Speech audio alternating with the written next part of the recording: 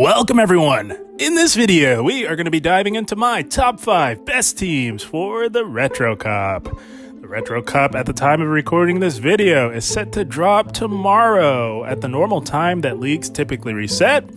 And I absolutely love the Retro Cup. It's one of my favorite specialty cups, and for those of you who may not be familiar with the Retro Cup, maybe new to Pokemon Go Battle League, the 3 newest typings, that being Fairy, Dark, and Steel, are not allowed. All other typings are allowed, and it takes place at the Great League format of 1500 CP or less. So the meta has shifted a little bit. A lot of new additions to the Great League format in general, which means that a lot of newer Pokemon are going to be qualifying for this Retro Cup, so it should be a lot of fun. Some new additions to the meta, and without further ado, let's dive into team number 1. Alright guys, here we go. Team number 1, likely one of the strongest teams you can possibly run in the Retro Cup. It leads with Lantern on the lead here, Medicham on the safe swap, and Altaria in the back. A lot of bulk and a lot of power overall on team number 1 here. It's a very balanced team, which will give you a lot of flexibility to compete and work your way out of certain situations in this Retro Cup meta. So let's have a look at the scorecard here. And look at that scorecard. Holy smokes, guys. You get an A for coverage, A for bulk, B for safety, and an A for consistency. You literally don't get much better than that. That is an amazing scorecard for Team 1 here. Let's have a look at these matchups. So Lantern on the lead. One of the better generalists overall in the Retro Cup meta, which means that you have a lot of flexibility on the lead. That means that you're not going to need to hard swap out on just about every lead you encounter outside of, let's say, a dragon or maybe one of the newly buffed mud boys, and of course any grass type you're getting out of there, but there are not very many grass types in this meta, so you will rarely have to swap out on the lead, and you will rarely have to give up switch advantage, which means that you have a lot more flexibility. So the biggest core breaker for this team would be Cresselia. Cresselia has grown in terms of viability in the Great League as a whole, and that is even better in the Retro Cup because Steel types are not allowed, which means that Cresselia is going to be very strong. So that Cresselia will take a team effort for sure, 100%. It can put in work against the entire team, especially if it is running the recommended Legacy Grass Knot. So you can definitely tank one Grass Knot. You're going to want to try and get some chip damage off, and you could soft lose lead on Cresselia.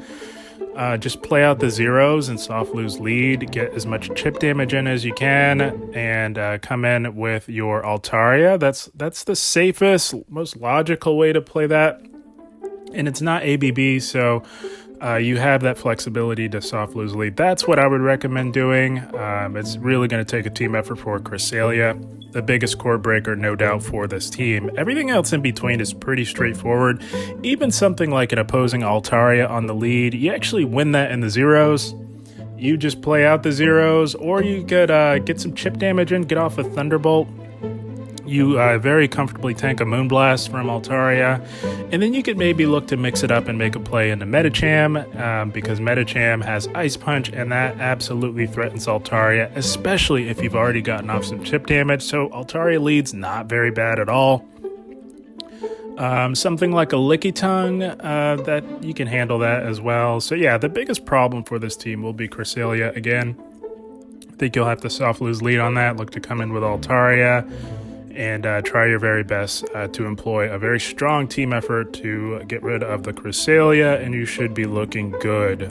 So that is Team 1. Amazing scorecard. Very strong team overall. It leads with Lantern on the lead, Medicham on the safe swap, and Altaria in the back. So with all that said, that is Team number 1. Let's have a look at Team number 2. Alright guys, moving along to team number 2, another very powerful team for the Retro Cup. It leads with Altaria on the lead this time. Lickitung on the safe swap, and Walrein in the back to close for you. Very strong team. Both the Pokemon in the back can handle the newly buffed ice types that are undoubtedly going to be in the Retro Cup. And Altaria handles the fighters or pseudo fighters that will also be in the meta. So let's have a look at this scorecard here. And not bad, very strong scorecard yet again for team number 2. We get a B for coverage, A for bulk, A for safety, and an A for consistency. You don't get much better than that yet again for team number 2. Let's have a look at these matchups here. So Altaria is going to be very strong in this meta, has a lot of strong neutral matchups, which makes for a very strong lead option. The only Achilles heel that Altaria really has, of course, are those ice types, and there are a few rock types that are pretty strong in the meta as well. And you get both of those in one overpowered package coming in the form of Aurorus. So let's talk about Aurorus a little bit. That is absolutely not a lead you're staying in there on, which should be quite obvious to most of you watching, as it does use Powder Snow. That's going to take a team effort. Lickitung and Walrein can both put in work on Aurorus, especially if you can secure a shield advantage for Walrein. If you can do that, you're going to be looking pretty good. So you have to try and get that with Lickitung if at all possible. Lickitung, not the most notorious shield pressure Pokemon, but if you can somehow secure a shield advantage for Walrein, if it does get aligned on the Aurorus, you're going to be in that much better shape. So that's the goal with tackling an Aurorus. You're going to safe swap into Licky. Try and secure a shield advantage if you can. If you can't do it with Licky and you come back in with Altaria, try to secure it with Altaria. So it'll definitely be a team effort between Lickitung and Walrein. And if the Aurorus, if the health is severely compromised, Altaria may even be able to Dragon Breath down. You never know. So team effort for Aurorus, you're going into Lickitung. Same goes for Frostlass, but Frostlass is not nearly as threatening to the team as a whole as something like an Aurorus. So all other ice types aren't going to be that big of a deal. You're just going to go into Lickitung and look to play on from there. I just really wanted to hone in on Aurorus because it can be a problem for Walrein as well in the back. There are no Charmers in this meta, so Altaria just really doesn't like the ice types. Regirock, of course, you're going to get out of there. Very similar dynamic, although Regirock is a little bit more... It's a little easier to handle than something like Aurorus as well, so it shouldn't be too big of a deal, really. And that's about it. Yeah, everything else pretty straightforward. Altaria very strong on the lead. You just have to protect it from those ice types, and you'll be looking pretty good. So that is Team 2, Altaria on the lead, Lickitung on the safe swap, and Walrein in the back to close for you. So with all that said, that is Team 2. Let's have a look at Team number 3. All right, guys, we make our way to Team number 3. Another very strong team to get you some nice wins in the Retro Cup. It leads with Lickitung, this time on the lead, Frostlass on the safe swap, and Deoxys in the back. So the idea behind this team, we've got 2 anti-fighters in the back behind Licky. Licky does have a glaring weakness of fighting type damage, so you want to provide adequate coverage for that, and Frostlass and Deoxys are 2 of the better anti-fighters in the meta. Both Frostlass and Deoxys also quite flexible as well, so Lickitung is going to be handling all of the ghost types that you may be seeing on the lead. The 3 strongest ghost types in this meta being Frostlass first and foremost, and then I think there's a bit of a tie.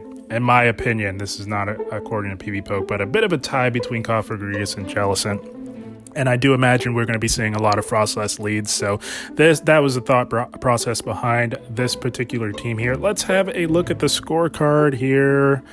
And not bad, very, very strong scorecard for team number 3 here. We get a B for coverage, A for bulk, B for safety, and an A for consistency. Very, very strong scorecard for team 3. So Lickitung, again, very strong, very good generalist. There are no steel types in the meta, which means that Lickitung has a lot more play. You just want to keep it away from those overpowered owls that we may be seeing in the meta, although I don't think that the ranking on Knocked Owl or Pidgeot, for that matter, are justified in my opinion after my analysis of the meta overall. I think they're overranked a little bit, ranked a little higher than they should be. So I don't imagine we will be seeing too many of those just because of all of the ice types.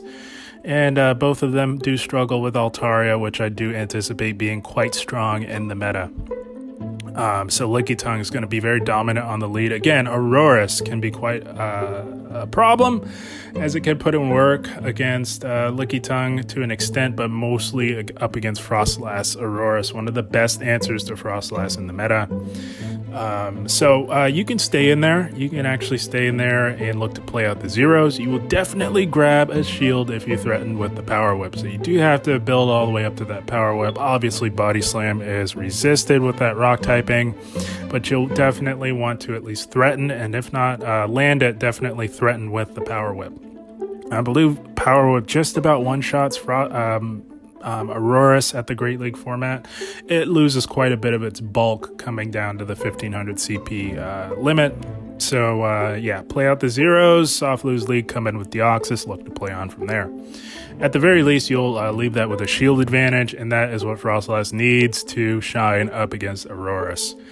Everything else, let me see here. Double can be a little bit of a thorn in the side, a little bit. Of course, it can hit the entire team for super effective damage, but not too bad. That's not one that you'll want to stay in on. You still want to go into Frostlass, and you can flip that. They have to bait successfully and land the payback. If you can successfully call a bait, you'll do just fine with Frostlass on the swap. If they decide to stay in, and they may decide to do that, seeing you swap in a ghost type, they may think that they have the upper hand. But if you can successfully call a bait, you'll do just fine.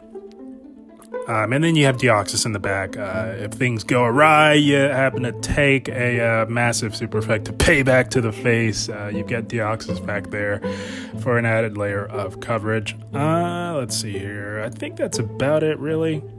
Everything else pretty neutral on the lead overall with Licky.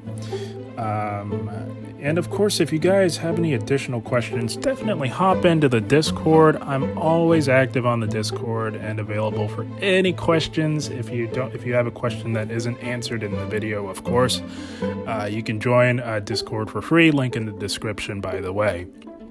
So yeah, that is Team 3 overall, very strong team. Lickitung on the lead, Frostlass on the safe swap, and Deoxys in the back. So with all that said, that is team number 3. Let's have a look at team number 4.